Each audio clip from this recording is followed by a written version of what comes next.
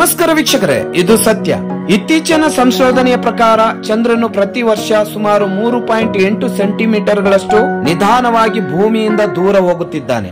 ಈ ಕ್ರಮೇಣ ಪ್ರತ್ಯೇಕತೆಯು ಎರಡು ದೇಹಗಳ ನಡುವಿನ ಗುರುತ್ವಾಕರ್ಷಣೆಯ ಪರಸ್ಪರ ಕ್ರಿಯೆಯ ಕಾರಣದಿಂದಾಗಿರುತ್ತದೆ.